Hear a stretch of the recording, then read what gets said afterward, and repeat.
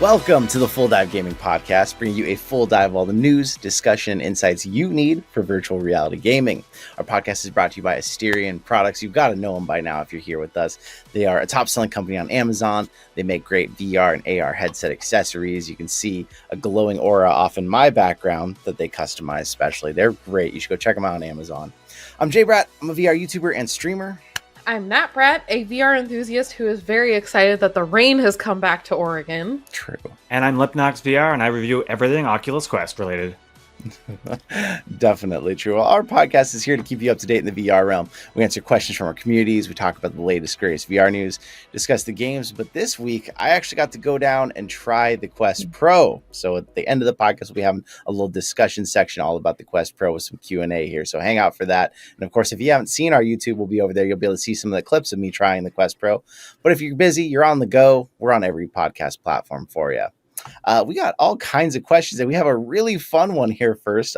Lip, what question did Chili's94 ask us? So they asked us, would you ever get an episode interviewing someone involved with the VR film industry? And they specify not safe for work or not. And, that's clearly in there. So, I mean, I don't think I'd be, opposed with that. But, I mean, I've definitely, on my channel, been a little bit hesitant to go into that direction of content with the NSFW stuff. That being said, though, I mean, I've covered games on the channel that were basically just videos, but I don't know how interested I would be to do that. But I mean, at the same time, there was that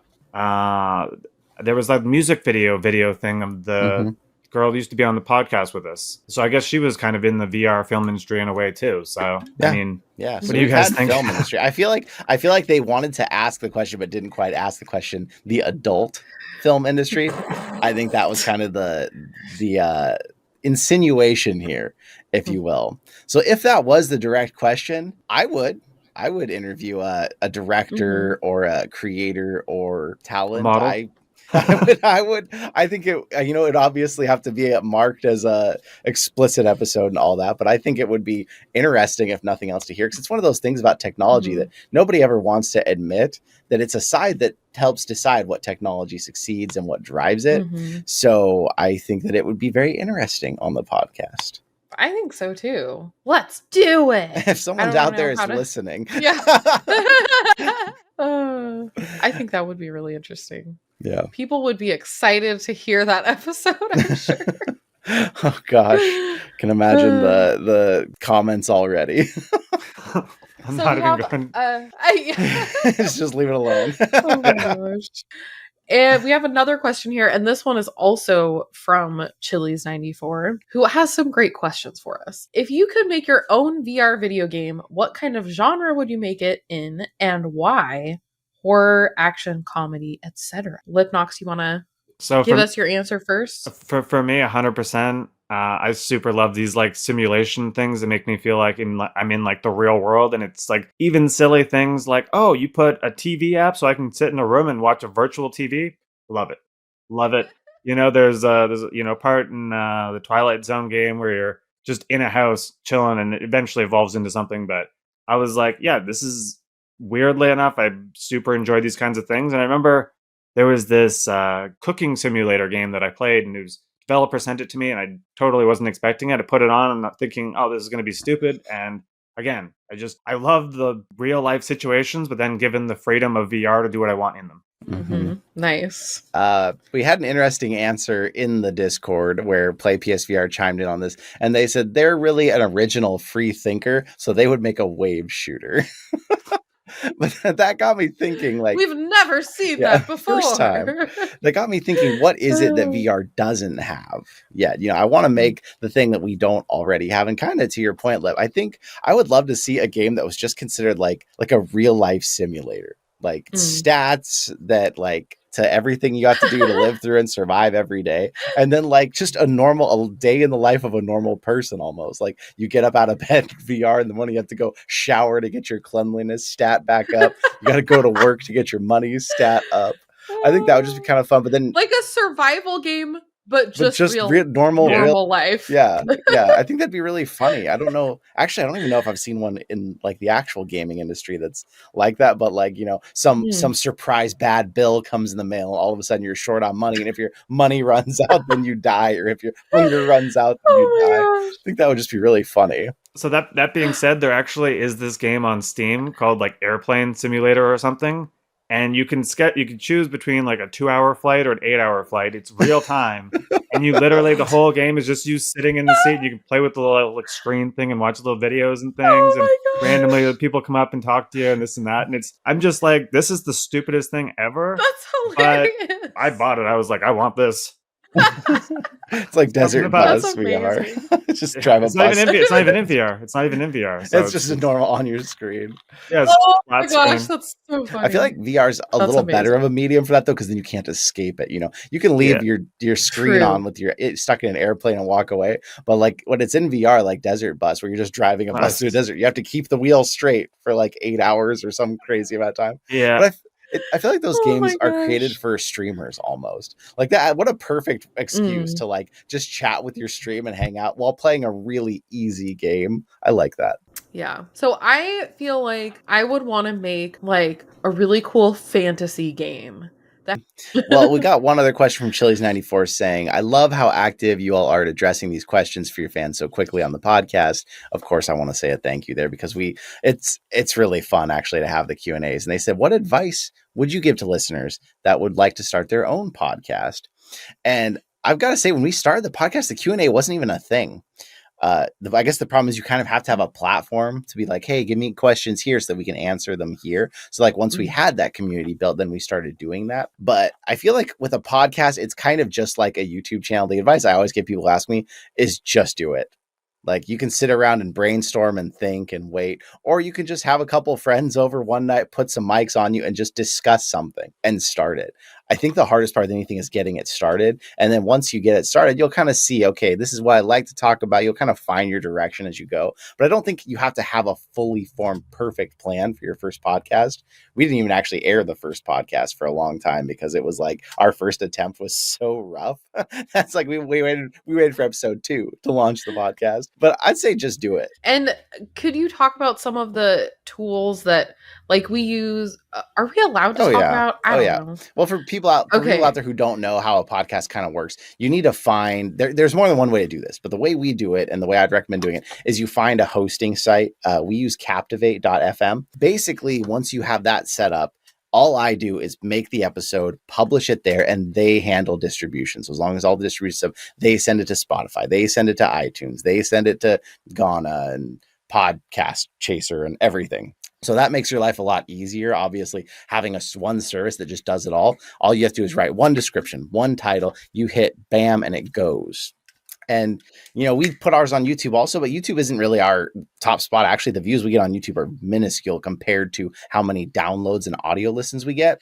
So I wouldn't stress yourselves about publishing it to YouTube too. I would just start the audio side, just go for that for a while, because honestly, if we only did the audio side, I could turn these episodes around in like 5 minutes. Afterwards, it's the video editing that I do for the YouTube videos that takes all the time to get these out. So yeah, those are some of the basics. There's a lot of videos out there on how to get really going that would be much better than what I can tell you, but at least those are the basics. Yeah, I would just like to throw in too, like, not that I'm the podcast expert, but I think that having the outline of what you're going to do and having it set in segments that you're going to do every single week and be somewhat consistent with is probably going to build a much better situation with your audience members. So they're going to be like, oh, this is the question thing. I can't wait for the question thing. I can't wait for this segment. And then by, the end of the episode, they're walking out of that being like, oh, I really enjoyed that. What's the next one? Did I miss one? That kind of thing. Yeah, I think it's good to have direction. I know not all podcasts do that, but I enjoy that ours, we have some direction. We don't have like a script. We don't have, you say exactly the same. We just have an outline that keeps us on track and helps us get through our sections, which I think is smart. But I know that people who listen to podcasts a lot more than I do, some of them are just nonsense and they love those too. So I listen to a lot of podcasts and I like a little structure. Yeah, I definitely enjoy the podcast listening. So we got another question from Assassin32, and they're asking, do you think potential competition from the Pico 4 will push Meta to innovate more than without competition? And if so, what might Meta add to the Quest 3 that we might not have seen otherwise? And I mean, I would say with this 100%, I think that a lot of the new things that Pico 4 is doing are things that are part of the MetaQuest Pro, and color pass through and things like that. And I see it as healthy, good competition. But at the same time, I don't really know that Pico and Meta are in the same market to the point where they're really going to be that worried about each other. But if there's another person making headsets to the masses, parts are going to go down. It's going to up the technology. So I don't know if it's necessarily competition, but it's definitely going to boost both of the headsets up. Yeah. Yeah, I think that we're going to get a lot heavier into this in the news section, so we're going to be talking about the Pico 4, so I'll keep this brief, or just the Pico in general. But I think that until Pico launches heavily in the US, we're not going to feel the heat on Meta too much, because Meta's biggest market is the US. They're not a huge throughout Europe and Asia. They're there and you can get them. And a lot of people have them because it's all they can get. But I don't think that's their main concern at the moment. So if Pico moves in on the US, or if Meta tries to take over more of China, then we'll see them start to butt heads a bit more. But at this point, they're both kind of seeming to innovate but stay in the same price range. It doesn't seem like anybody's really trying to undercut the other, where maybe Pico's trying to undercut HTC, but not so much Meta. So I think for a while they're going to coexist until one of them decides to try and take the entire market again. And then things might get interesting. We might see some really low priced headsets again. It's always good for the consumer when there's fierce competition, but I don't know that we're there yet. I agree. We'll get into it a bit more in the news, but Nugget Inside had a couple questions. One of which is, what VR game has the best storyline, in your opinion? Now, I'm gonna kind of let everyone go first, but something that I'm interested in, because I don't know if you've ever played them, Lip. I feel like I've heard Lone Echo and Asgard's Wrath are like two that are really known for their storyline. I haven't actually played either, unfortunately. But what do you think, Lip? Is there some storylines in your mind when you think back over your time in VR that really stand out to you? Without any doubt, I mean, the number one's going to be it's Farpoint, right? The so long. shooter on Yeah, the the shooter- PSVR with the gun. That one 100% is number one, because I literally remember having like a tear in my eye at certain scenes, which in the headset it was like, okay, this is hitting it pretty hard for me. But at the, I also got to be perfectly honest, because it's a new thing coming out. I really liked the story in the Iron Man game.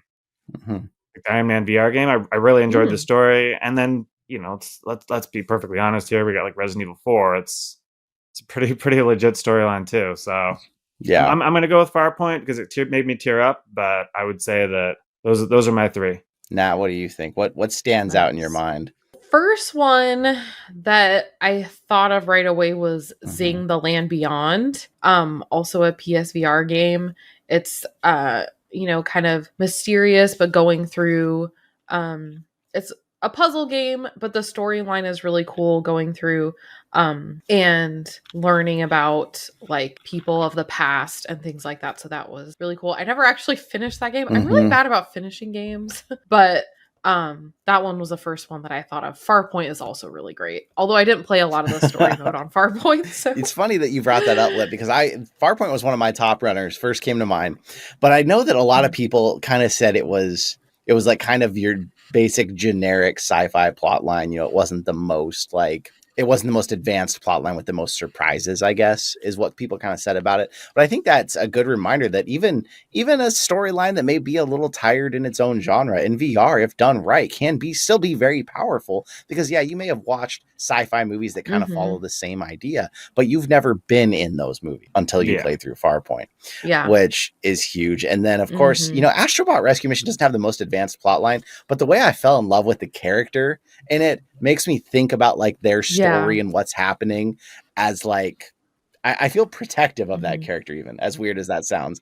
Like there's this in the opening scene that you see this like space bully attacking the mothership. And I was like, I wanted to like punch that thing in the face and like defend the mothership, and I couldn't do anything, but it pulled you in so hard that it was a big thing. So all great ones. I am curious, obviously, because I don't think we've played Asgard's Wrath, Lone Echo are ones I've heard are really good. Half-Life Alyx, of course, if you're into Half-Life lore, is going to be a huge one. So yeah, there is some good storytelling. I think another point too is there's a whole bunch of games that they're flat screen games that have been ported into VR. They're really legit storyline kind of games. Like I'm thinking Zone of the Enders, and I mentioned the Resident Evil 4 thing, but going back and thinking, oh, there's Hitman, there's a whole bunch of Oh things yeah. that there's generally amazing writing and great voice acting in them. So it's definitely a lot out there with good storylines, but it's an interesting thing to think about because with VR you're not always focusing on the story so much as the experience. And Yeah, there's a Right. lot, and a lot of them you have to get through and play the game and really experience it to its ending. Because sometimes you don't always know until you see the ending of a game. Oh, what was that? Like Into the Radius is what I'm thinking about. It was very interpretive, and even with the ending, I wouldn't say it had the best storyline, but it's definitely something I'm hoping we'll start to see more involved storylines, even as VR continues to develop more of these games. Because there's such great games. Among the Sleep, actually, you could play that in VR. I think it might have been a mod or something. But man, that's a game that had a surprise plot line and was terrifying if you tried to play it in a headset. So, yeah, it's too many to name, I guess. But we've given you some good ones out there, at least that we know of. Yeah, I think it's interesting that the games that we first all thought of were PSVR games. There was a lot more plot Very line and story, a telling. lot less experience-y. They had its own ones that were experiences. Don't get me wrong, but a lot of the biggest, best games that we've played were on PSVR, I guess. yeah, well, with Quest, I always figured there's more things Be that are interesting to like see. simple, like job simulator type of games. Whereas on Yeah. PSVR, there was a lot more like this game will take you 20 hours to play kind of games, and that's that's the Right. biggest distinction for me when you compare the For two sure. platforms. Yeah, I love having a non PSVR hater, because when we have Adam on, he is, I guess he's not super a PSVR He just hater, never but he had definitely one. is a little more. Yeah. Where Rip, who was kind of a PSVR hater, even He's though a little he more had one for a bit. Yeah. He was. Yeah, Nat, we got Rip, if you're you get listening, called out. send us a PSVR hate comment. So we've got another question from Nugget Inside asking, is it a good idea if Nintendo drops a VR console, or will this be a big flop? And if it's a good idea, what do they need to do to get high in popularity? Well, Nugget Inside, I don't know if you know, but Nintendo's already had a very successful VR headset that you hold to your face. It's just Nintendo Labo. so perfect. I will never forget Will's that guy is Will on YouTube has an amazing video that I think it was one of his videos that was April Fools. Yeah. April Fool's Day. Yeah, he does great April Fool's videos, and his was about Nintendo Labo being the best VR headset, and it was so great. But yeah, that I would say was a flop. I think some people thought it was cool, but it was, you actually held it to your face. It was kind of cool, but it was definitely not. It was definitely more like fun and experimental than like actually a good gaming VR headset. I don't know if Nintendo will really get into the VR realm. And, they actually had, I don't know if it was actually the first VR headset, the Virtual Boy. So they had the Virtual Boy way back in the day. I kind of think that makes them not want to get back into it, because that was also bad, because it like made people get horrible headaches and stuff. But I mean, I don't know. For me, like think? I actually bought it was like a plastic version of the Labo VR thing, so that I could actually have like head strap and not have to like hold the thing up to my head when doing it. I think I had almost every game that supported VR for the Switch, and it was basically like when you try to watch like YouTube videos in 360 degree on your headset, it was like playing games like that. It was super blurry and it was super uncomfortable. So like in that regard, it was like not good. And they did Breath of the Wild, and it's just basically in 3D. It's not even like, it's like 3D, but you can sort of look around. And that was, for me, there was just weird choices in how they did that. But they did have one game, and it was one that I actually never played, but it was there was like this creator garage thing where you could make your own games, and people could make VR games in that. And I did see some people actually made a few legitimate fun games that used the Labo, and I mean that was probably the closest thing to an enjoyable VR experience with that. But I do think that with Nintendo, they've tried these things before. They tried the Virtual Boy. They tried the 3DS with the 3D. I mean, I liked the 3D, but a lot of people didn't like the 3D part. And then they did the Wii U thing with the gamepad. And I just feel like unless you're finding a way for that headset to be like a multiplayer experience. I just don't think it's Nintendo's cup of tea right now, because it's like they have great games and they could totally make great VR games, but you unless you have it on the TV, people can't see what you're seeing.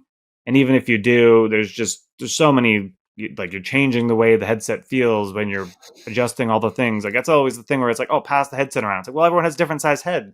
I'm sitting here like changing all the things every single time I'm passing it around. This is not doesn't make sense. And it's like, I totally get, like, it makes sense for Nintendo to do this, but at the same time, it's just it would not be in their interest at all. And unless they're doing like the spin-off, like one-off product like they did the Mario Kart AR game, I just don't see them doing it. And I just don't think they could release a headset at a price point that would work anyway. Like maybe like 20 years in the future we could maybe, but I just don't see it. Yeah, I think that a couple generations down the road, maybe Nintendo will surprise us all and they'll drop some sort of Wii-like bomb on the VR industry. Maybe something with like 4 cheap wired headsets come in one box and you plug them all in at the same time and you all play together. I don't know if Nintendo will do this, but I feel like that would be their way to do it if they ever did. They'd wait till the price came down enough that they could launch some sort of family setup that all worked really cohesively together and you just played stuff together locally at home. Maybe they would go that route,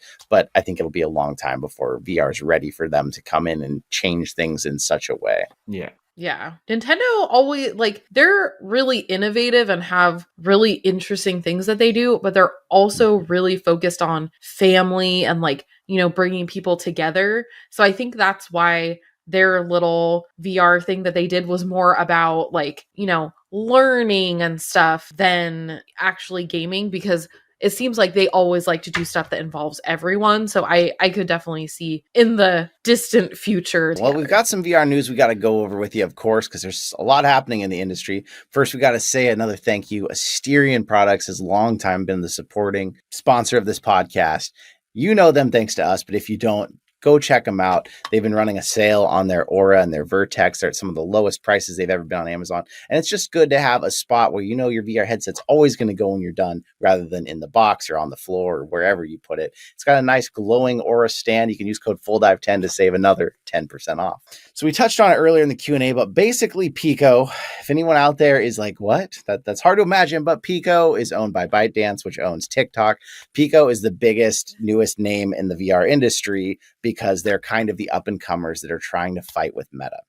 Well, they have gotten to now announcing they're now Pico 4 Pro, Pico 4 Enterprise headsets. Pico, being based out of China, of course, is currently distributing these among Europe and China, but we're not seeing them still in America unless you go through an outside site to try and get one. Now, they're saying they're going to launch their Pico 4 Enterprise, which is going to bring eye and face tracking. And something the 4 line has already done that's really interesting is they have IPD. The IPD settings inside are motorized. So you tell it what to do and it changes. But now if the Pico 4 Enterprise can have eye tracking, it's going to measure your eyes itself and automatically adjust to your eyes. So I think about, like, for Enterprise especially, but even for home use, this would be amazing. Because when you pass them the headset, you don't have to say, okay, adjust this till it's not blurry or changes. You just hand them the headset and it would just adjust for you. And ByteDance has said they're going to be subsidizing these headsets. That means they're going to be selling them at a loss to try to keep up with Meta, to try and fight with them a little bit more. So we've seen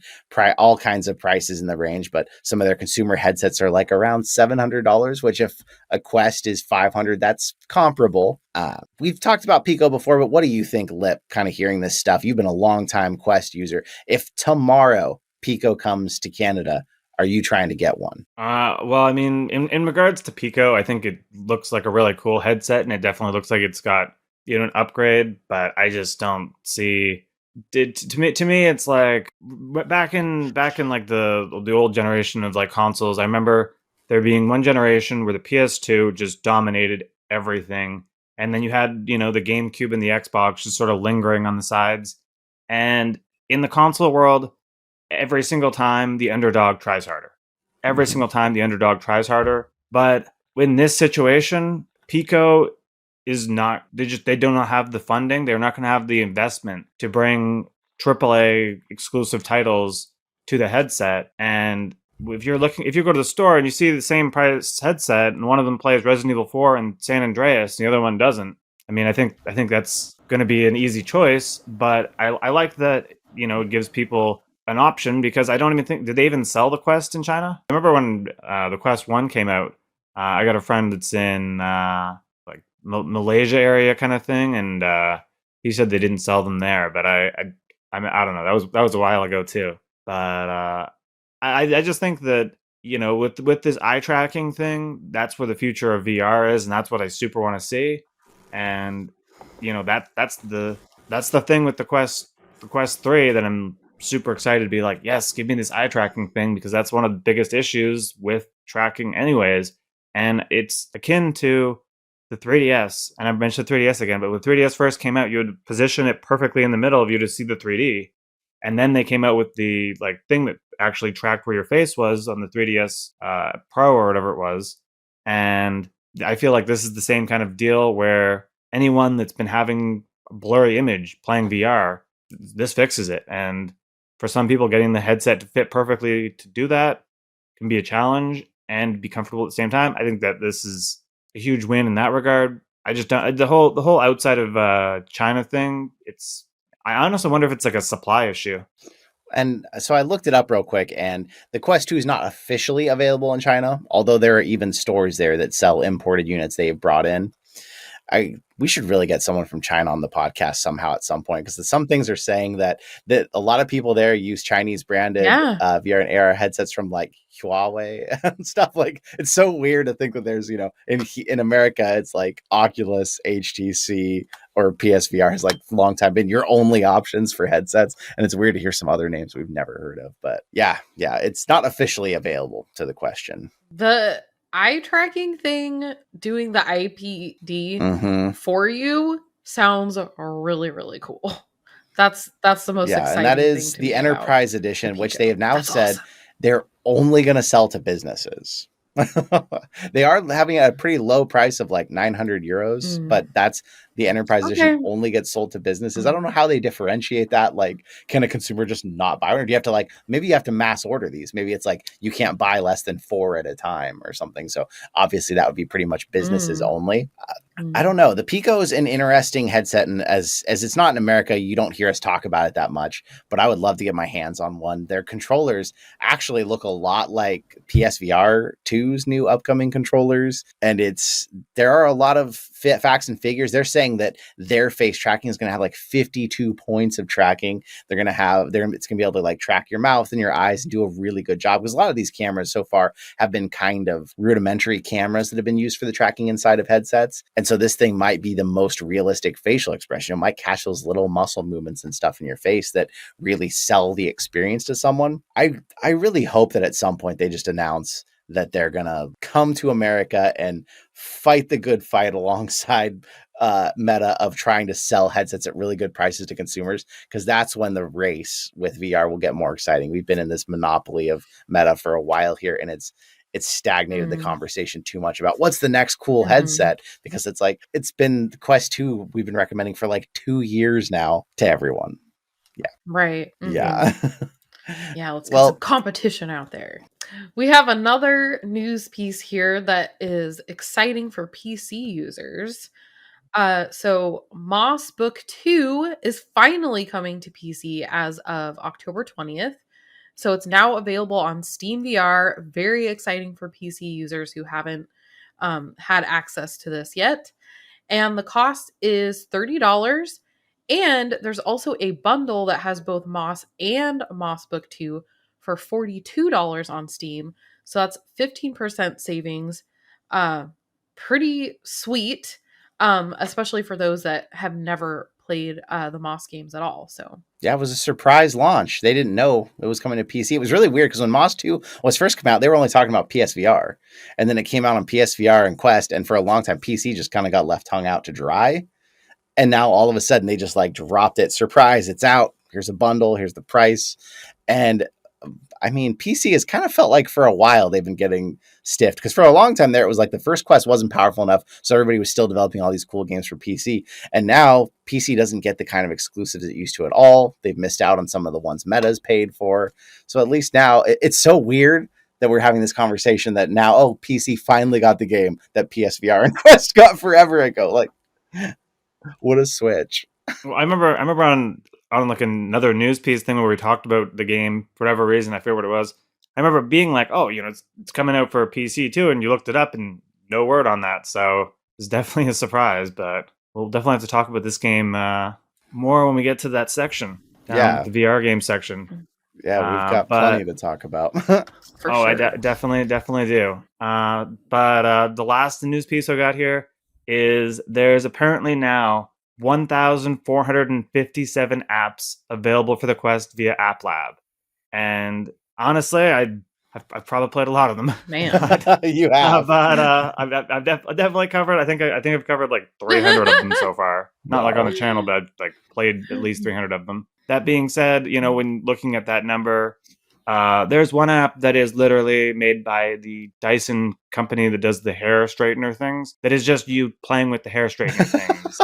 So if we're gonna actually say how many real Oh things there my are in there, maybe gosh. you do that number in half. But either way, for a product that's only been on the store shelves for like App Lab's been only out for what, like a year. I mean, that's a gigantic number of things, and I mean, a lot of those things are free. So Yeah. really sells the headset right there if you think about it. Yeah. I wonder how many of those have come to the Mhm. Oculus Store though. 3. Yeah.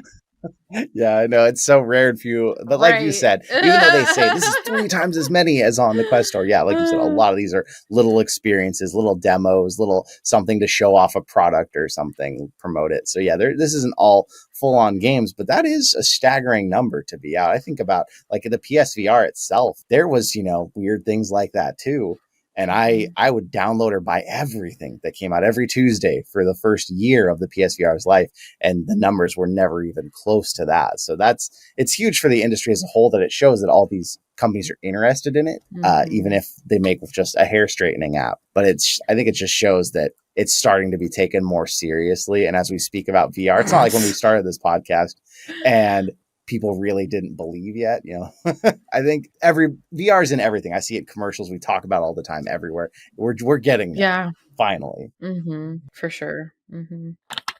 Well, we've got to talk about games. We've also got to talk about the Quest Pro. But before we do, we got to tell you one last time, Asterion Products. If you don't know their universal VR headset stands, they're RGB. You can match them up to your gaming setup, get that extra bit of light somewhere on your desk you were missing it before. If you haven't checked them out yet, go to AsterionProducts.com. Code FULLDIVE, one word, will save you $5 off any order, $19.99 or more on their actual website. And I'm excited. I played Moss Book 1, didn't quite finish it, so I haven't moved on to 2 yet, Lip, but you've been playing 2. You're going to tell us about it. So I got Moss Book 1 farther down the line because I was a little bit concerned when it was like, okay, it's a $40 game, but it was only like, I heard like 3 hours long, which I may have been like 4 hours. I'm not too sure. But when I bought Moss 1, it had the extended version, so it had all the extended content in there. They did these updates where they added a couple hours of extra content. And so when I played through the whole game, I loved it. It was just super fantastic game. But then, the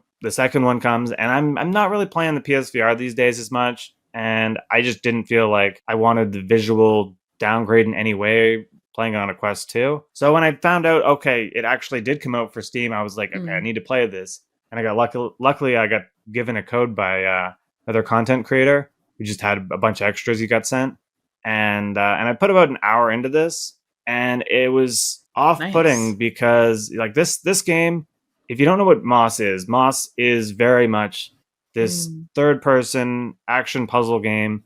It's kind of like Zelda but more linear based, and it basically has this book concept in the gameplay design where you start on one side and then you're doing whatever, fighting enemies or doing puzzles to get to the other side, and it's like flipping a page of a book. And that's sort of the way they do the level design in that regard. And you have a sword and you have a few special abilities. In this one, they've added a few more things where you can actually like use your VR hands to do things, because most of the time you're just using the analog stick to move the character and your hands are down at your side. You don't even, I mean, a lot of this game is very much like you could totally play this with a controller. But they've, being the second game, now we're not on PlayStation VR as much because it was designed for PlayStation VR, the original title. We have this sort of two hands thing, but it basically feels like with this game, if you've played the first game, and they have added these things, but if you played the first game, this feels like the exact same game again.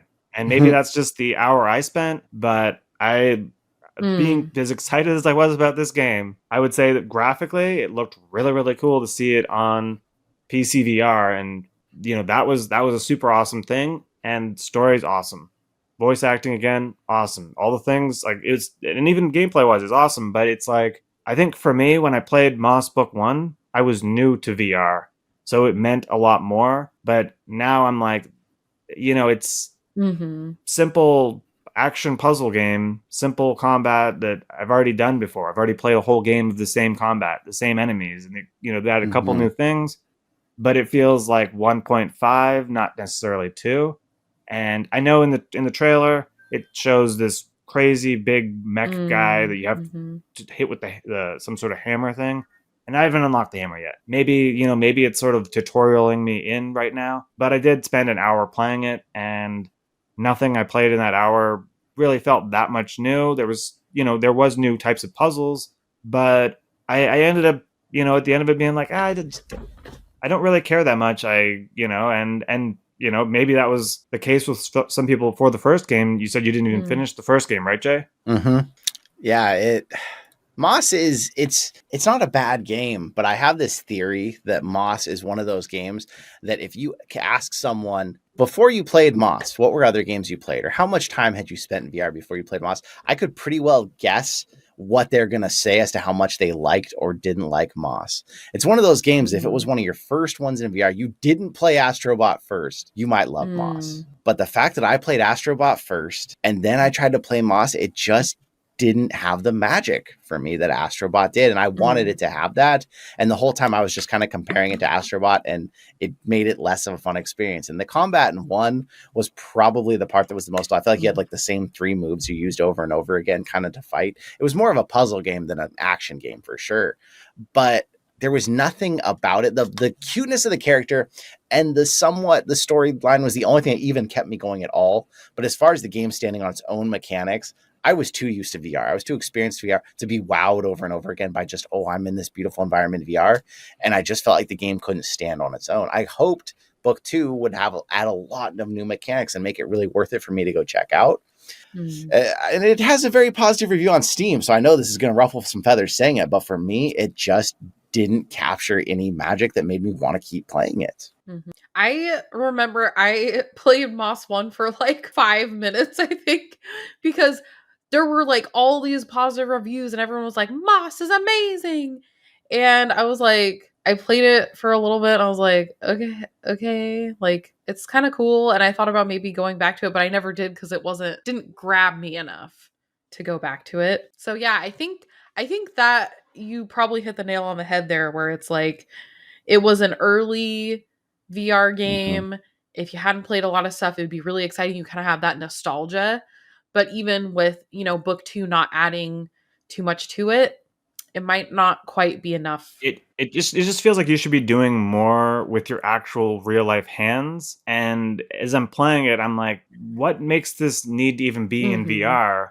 Do I even want this to be in VR? Can we just port this to regular consoles and give me regular controller support? Because maybe that'll just be better anyways. I mean, it and there was like I said, there was a couple really cool things that the game does. And one of the things that I didn't mention, but I have to make this known, the character animations that they've done for the mouse are so perfect. There's so many things where he's dancing around, he's doing all this cool things. And in the first game, there's notoriously, he asks for high fives at certain moments, and they've doubled up on that for this one. So it's a cute little character. It's just at the end of the day, it's push this block here, jump here. All the puzzles are easy, and everything's just simple and easy. Yeah, they rely on the cuteness of Quill. Quill's cute, but at some point, like, how far does that take the game? If you love puzzle games, that also just might help. I usually like puzzle games, but the puzzles in Moss just didn't really speak to me. So I would love for some of you out there to come on the Discord, just tell me why I'm wrong about Moss, because for some reason it just didn't capture the magic. Like, there was this Adventure Time game, how so random that I'm bringing this up, on Gear VR that I played back in the day that was like actually the first kind of 3D platformer kind of game that I ever played in VR. And I had an absolute blast playing that game. And I kind of wonder if a lot of the people who played Moss early are kind of the same way. Like, I can't imagine that game would stand up now. I wish I could find it and play it, because it's hard to imagine it would be any good now. But there's something about that first 3D platformer you play in VR. It's like, oh my gosh, I can look all around. These environments are huge. I can see three-dimensionally when I try and jump my character to the next platform. So it actually matters. I can actually see the distance. All those things are really magical for your first game.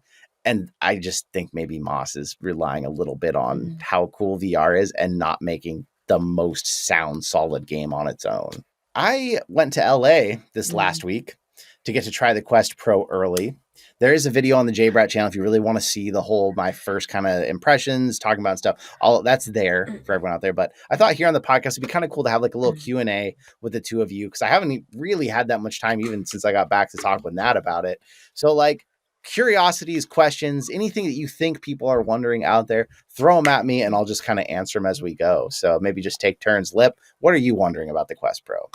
So when I watched your video, immediately the first thing that I wanted to ask about was your experience wearing the headset, like a Quest headset, without a proper facial interface. I know you had those clip-on things for the light things, light blockers, and you said you didn't need them in the video.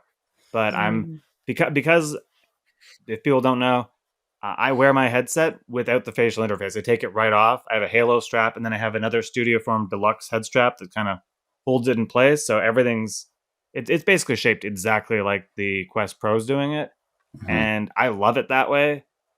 But and the thing is, when you're doing it that way, you can have the lenses like way closer to you because you don't have this padding thing blocking your thing, so you get a way bigger image in your eyes. What did you think about that? And do you feel like the facial interface is like a requirement for every headset, or are you okay not having it? I gotta say, this was probably my biggest surprise because, like most people, the biggest point of contention with the Quest Pro, why doesn't he have a facial interface? Like, you need one to be immersed. And I thought that was gonna be the first thing. I was gonna be like, why is this here? Because I normally hate light bleed in any of my headsets. But because of the way it utilizes pass-through, you can see the world around you through the headset.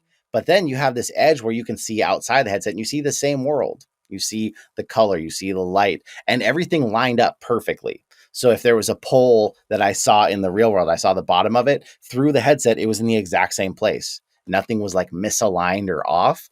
So instead of it feeling like I had a field of view outside of a headset that was wrong, it felt like it was right. That was a really weird surprise for me. It just felt like instead of having a 110 degree field of view, I had a 220 degree field of view as a human, and just some of it wasn't able to have augmented reality or whatever. Now, I didn't get to play any actual like immersive VR games, but I did do some apps that took the mixed reality out of it and took me completely into the app. And I still enjoyed not having the facial interface, as weird as that was, because I was in kind of a small space. Jeremy, the Meta employee, John, our cameraman, editor, were both around me in this small space.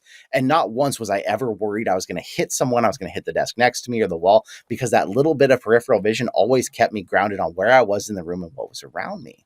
So when I actually tried putting the blinders on, I was like, you know what? I don't want these blinders. I took them off. Like, I don't want these. The only time I feel like the facial interface might be completely necessary for this headset would be if you were going to play a really intense horror game and you wanted total darkness. But I was shocked at how much I didn't care about the lack of a facial interface. I was going to say, I just wanted to like specify, since we were still talking about the facial interface thing, do you think if you were playing Beat Saber that without that facial interface, the headset wouldn't become too loose on your head? Now, there's hold out a little bit here for some of you listening for my actual review when I get my own headset in, because I have a whole other concern about Beat Saber I haven't brought up yet. But as far as just the actual headset, I noticed even in when like I was talking to Jeremy, I was nodding my head naturally, active listening, whatever you want to call it. I noticed that the headset was kind of bouncy. Like I noticed that it was bouncing around because it didn't have anything on my face to kind of hold it down. And I probably could have tightened the head strap up a little bit, but there was definitely a lot more bounce than I expected with it going up and down, to where I think for a game like Beat Saber, if the facial interface adds any pressure that would actually help hold it in place, it might be wise for that reason. The other thing that I'm bringing up though about Beat Saber, why I said hold out, I noticed that these controllers on the Quest Pro, they use cameras just like the headset to track the room around you instead of infrared lighting. And I felt like when I moved them quickly, sometimes for a random reason, I wasn't positive they kept up. completely with how quickly I move them. Because you think about a camera watching an infrared light can see that infrared light moving all over really quickly. But if you take a camera yourself and you try to shake it all over the room, is it going to be able to still see the room around you and track it? Or is it just going to be a blurry mess? So I got to do some intense testing the minute I get this headset, if Beat Saber Expert Plus is even possible with these controllers. Ooh, that's very interesting. I'm Yeah. sure people will be very interested to hear about that, because a lot of people, Beat Saber is their main thing they do in VR. So I was wondering too, so you said you played a couple of like immersive VR things. Can you tell us more about those and how those were and why it was fine that you could still see the real world? So I went through mostly creative apps, different ones where you were either sketching something or you were moving around a 3D model of a world, and you could shoot yourself into that world immersive and look up and around.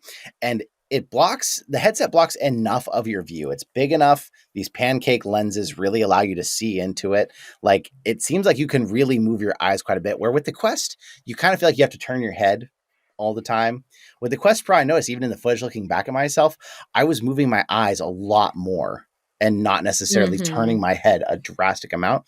So the field of view, although field of view is very subjective and they give different measurements and it doesn't seem like it's that much bigger, I felt like the field of view was surprisingly bigger in the Quest Pro than what I'm used to in a Quest 2.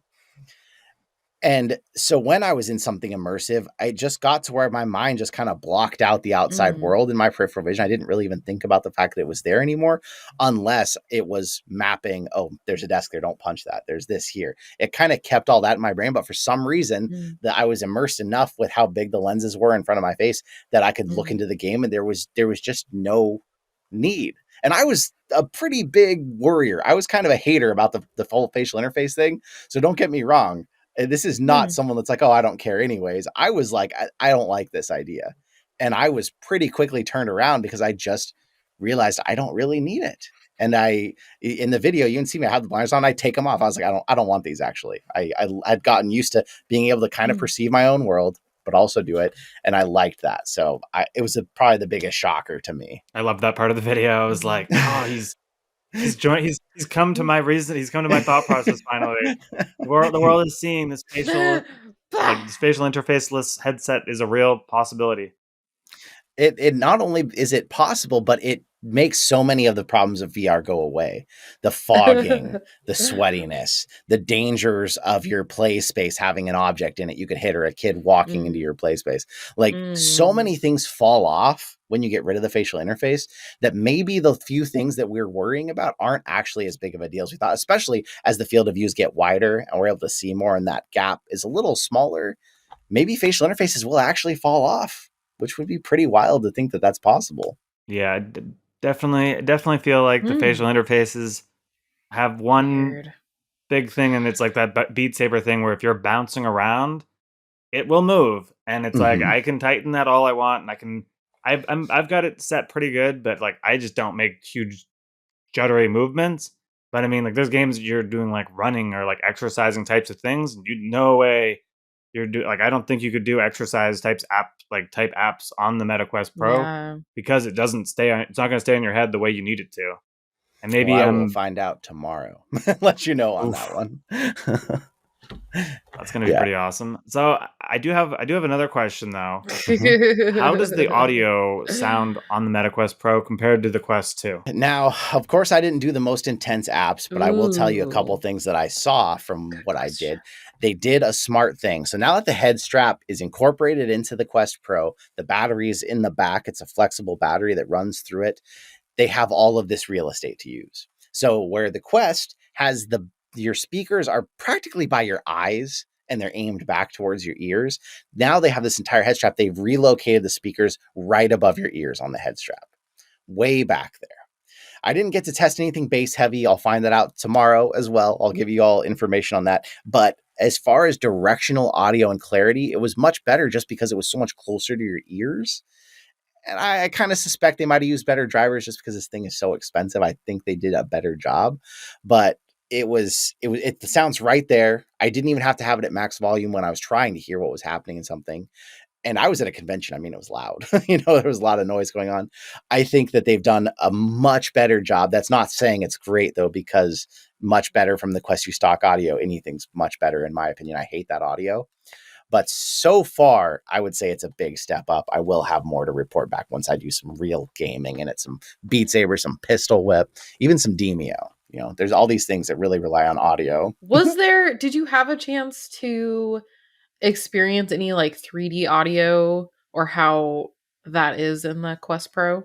Not really. The audio I heard in games and experience, I was all kind of creative modeling apps and stuff that I did. So some of them did have some audio where there was some talking and tutorials and stuff, but I definitely didn't get to, see a vase drop on the right side of the room and see how it sounded to me. I didn't get that experience yet. So that will have to come once I really test this thing.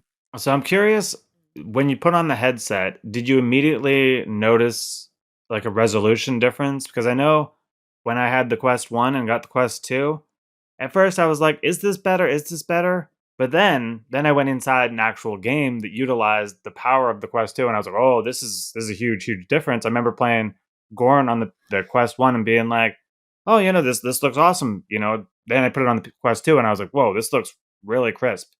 Did you get that feeling when you put on the Pro? There was only one app that I think kind of tested it. I actually had it linked up to a PC and did a modeling app that I got to look at.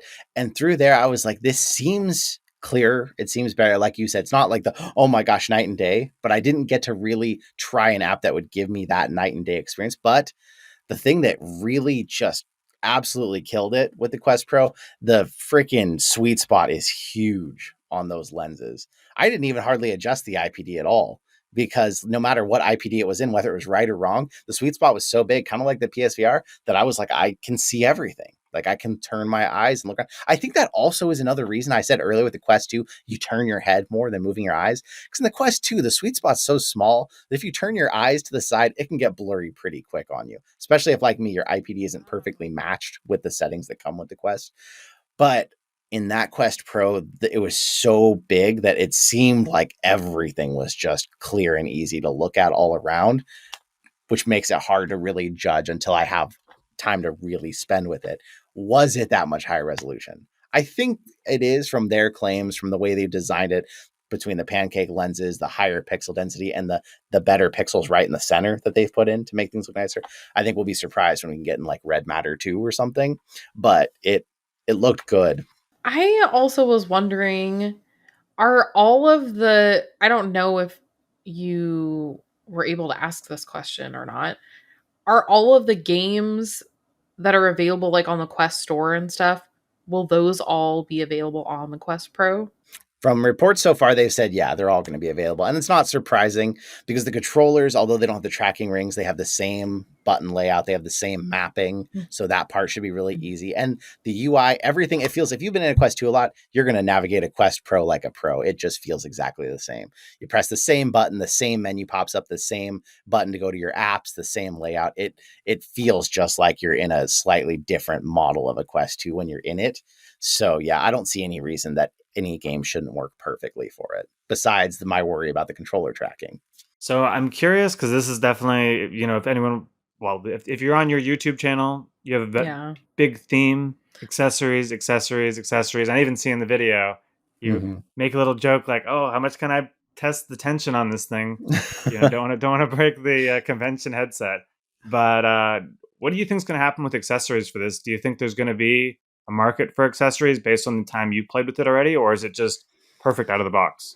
I think there will be a much smaller market for several reasons. One, the head strap isn't really swappable, and Quest 2 head straps were the biggest pain in the neck, and they were probably the biggest selling item of all.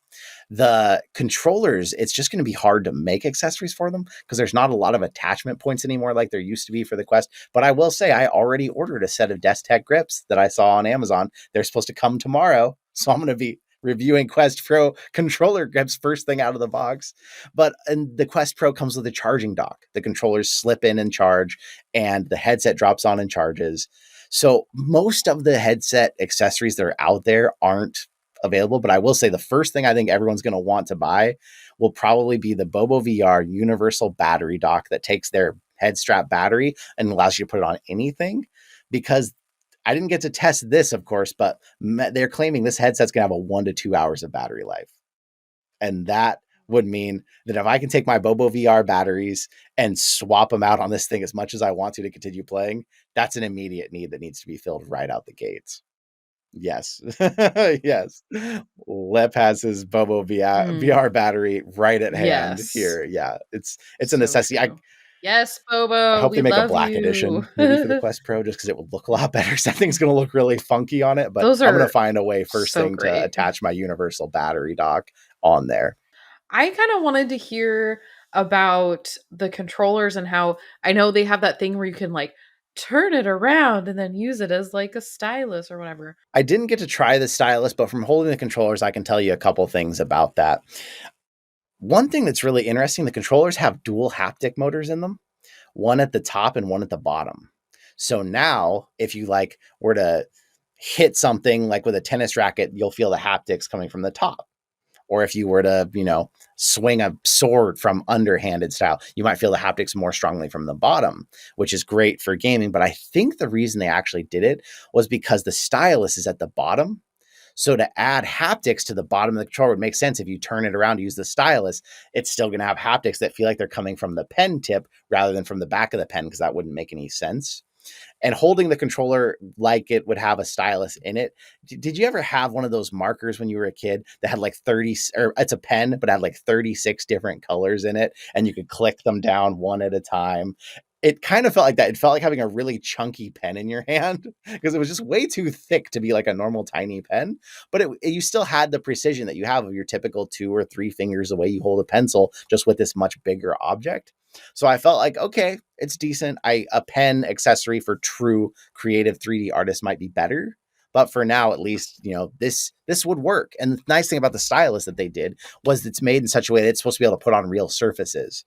So you can map out a dry erase board or a table or something, and you can actually touch a physical table with this and have that real feedback you have in real life of writing with a pen. That tactile feel is going to be a lot more natural to try and draw something quickly than trying to draw in the air, and then you're dealing with 3-dimensionality and all that.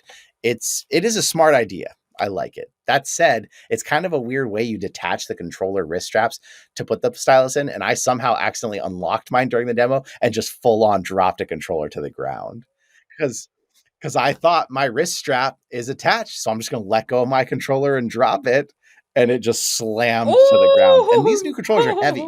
They're a lot heavier than the stock Quest 2 controllers, and that thing hit hard, and I was just like, whoopsie. Oh, no. So this question might be something that we'll have to revisit after you've had some time to play with the headset more on your own. But I've heard reports that you can use the Quest Pro controllers with the Quest 2. From your experience, do you think there'd be any benefit to that? I mean, you have this stylus pen thing, or is that just sort of a dumb idea to do that? So you're correct that it works. They're $300 for a set of these controllers. So that's another Quest almost. Until I can get into Beat Saber and see if the tracking on these things really works, I would say I don't see a lot of value in it. Maybe if you really want those haptics, or there's a new pressure pad where you can, if you squeeze the controller, it reacts to the pressure if you're in certain apps that are meant for that. Maybe between those things, some people would really like that. Or the fact that there are certain case uses where having a controller track itself makes sense. So certain apps where you need to reach behind you to do something or reach down, it'd be nice to not have to have the headset rely on always seeing the controllers. But those cases are so few and far between that I think it will be a very specialized group of people that buy these controllers for their Quest 2 versus just springing for the Quest Pro. Yeah, that's a lot. $1,500 is a ton of money. But if you're spending $300 and you already spent $500 on a Quest 2, where is that line where you say, maybe it's worth it for all the other features this gives me? Yeah, $300 is a lot. I know that Mr. Tass, who has supported us by sending us a lot of accessories and stuff, went for those controllers because, to design accessories for them and stuff, he needed that and wasn't looking to spring $1,500 for the whole thing. So that case does make sense, but I think there are very few cases where it's going to make sense to do that. I want to hear a little more about you were saying if you there's pressure things, or if you squeeze the controller, it does stuff. So it's not the whole controller. But now where the Quest 2 controller, where you normally rest your thumbs and it's flat, that is now a beveled edge. So it kind of slopes down away from your hand a little bit. So there weren't any apps that utilized it that I got to try. But basically, Jeremy told me if you were like in an app where you were holding an egg and you were to squeeze that thumb spot, you'd see the egg crack or something. So kind of similar to the Valve Index idea, but it's not the whole entire controller. It's really just that weird beveled thumb spot. So I feel like it's going to be kind of a weird thing to use that in games, but it's cool that it's there. I'm super curious about this, and we already like tested it a little bit, but we had a huge issue with the Elite strap breaking. Do you think that these MetaQuest Pro headsets are going to break because there's no way to fix it if it breaks? I wondered that when I was looking at it, because the strap itself does kind of look like an Elite strap. It looks like they kind of use the same design. The plastic, I've got to hope that it's different. I did a tiny bit of bending at the convention on it just to kind of see how it reacted, and it did have some flexibility to it. That said, the problem is you can't really know, because with the Elite straps, as I tried to break one and it wouldn't break. No matter what I did to it, it just didn't break. But other people who've had theirs break, it sat in a drawer for 4 weeks. They didn't touch it and it just broke out of nowhere. It was like the plastic dried out over time. It wasn't an issue with how strong they made it. It was like the resin dried out, something went wrong, and it just snapped. And so I hope that they fix that, or at least they're going to guarantee them. But yeah, if it breaks, you're not just getting sent a new head strap. You have to send the whole thing in for repair, because the head strap has the battery, it has wires running through it. It's all there. I don't know. I'm worried about that too, because you can't really fix it. Do you see yourself, or do you see the benefit for, I know this is like more marketed toward like professional use at like, using it for your job and stuff like that. Having experienced it for, a few hours, could you see this being a thing that businesses adopt and use, or like what kind of businesses would use? That is a good question, because they're really saying this is for businesses, and I'm like, what businesses want this? If you were a 3D modeler, if you're someone who designs cars and the way they're shaped, if you're someone who already uses some sort of AR or VR in your everyday use in your business, this is probably the next logical headset to get. Totally makes sense. But I'm not convinced yet that a business that's never touched AR or VR is going to see any value in this until they, develop some interactive training that uses it or something. It's going to be one of those things that businesses are still going to be taking kind of a risk to jump on this for a while. And maybe there's some behind the scenes stuff that Meta is going to do with that. They might approach a big company and say, hey, we'll help you design a training in this if you commit to, buying so many of these to use for training after. We'll show you, at that point, you'll never have to train someone again with the live human being. It'll pay for itself with 3 employees hired. Maybe stuff like that will be happening behind the scenes. But right now, it's hard to imagine a company that doesn't really think about VR thinking, oh, well, this is going to change our lives. Like, there's not enough compelling information or trailers or case uses that show that this is going to change their business that they're going to jump on it yet. So I think Meta's still playing the long game here with this. This isn't going to suddenly sell 1 million headsets tomorrow, but maybe like Microsoft, maybe they'll land some sort of military contract with this thing, and that will really give it the legs. So I'm super curious then with the apps. Do you think, and this is something I guess it's hard to, really say based on the time you spent, but do you think they're going to make any apps that just only work on the Quest Pro that, like I could see, maybe with like applications, but even like games would maybe be games that only, are they even allowed to do that? Like App Lab? I think there will be some like tech demo stuff that uses the color pass through and uses the 3D depth and uses the face tracking. Some of the stuff the Quest Pro only has. I think there will be some things to showcase that. But I don't see any reason that any developer right now would develop something only for the Quest Pro, because it's going to be so few people that own it, when the Quest 2, there's millions and millions of them. So I don't think there'd be any reason. And plus, Meta doesn't want this to be a gaming headset. They're not going to go pay GTA San Andreas to make it just for the Quest Pro. If anything, maybe they're going to do that for the Quest 3. But the only things, there might be some creative apps that only land on the Quest Pro, and we won't ever hear about them again because we don't do that stuff.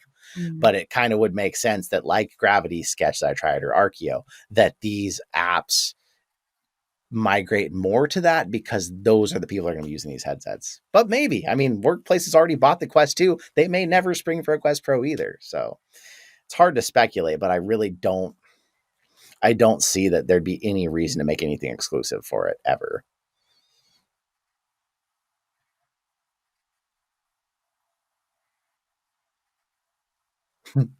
Was there anything else, Lip?